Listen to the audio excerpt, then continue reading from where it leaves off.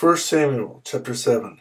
So the men of Kiriath Jearim came and took up the ark of the Lord. They took it to Abinadab's house on the hill and consecrated Eleazar his son to guard the ark of the Lord. Samuel subdues the Philistines at Mizpah. It was a long time, 20 years in all, that the ark remained at Kiriath Jearim, and all the people of Israel mourned and sought after the Lord.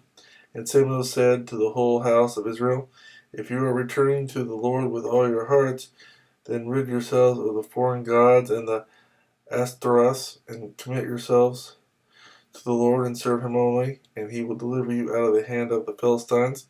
So the Israelites put away their Baals and Ashtaroths and served the Lord only. Then Samuel said, Assemble all Israel at Mizpah, and I will intercede with the Lord for you.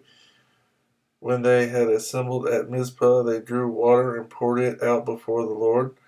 On that day they fasted, and there they confessed, We have sinned against the Lord. And Samuel was leader of Israel at Mizpah. When the Philistines heard that Israel had assembled at Mizpah, the rulers of the Philistines came up to attack them. And when the Israelites heard of it, they were afraid because of the Philistines. They said to Samuel, Do not stop crying out to the Lord our God for us, that he may rescue us from the hand of the Philistines.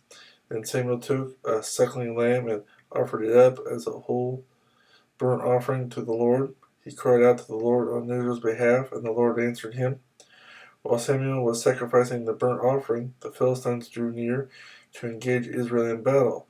But that day the Lord thundered with loud thunder against the Philistines, and threw them into such a panic that they were routed before the Israelites. The men of Israel rushed out of Mizpah and pursued the Philistines, slaughtering them along the way to a point below Beth-kar. Then Samuel took a stone and set it up between Mizpah and Shin. He named it Ebenezer, saying, Thus far has the Lord helped us. So the Philistines were subdued and did not invade Israel's territory again. Throughout Samuel's lifetime, the hand of the Lord was against the Philistines.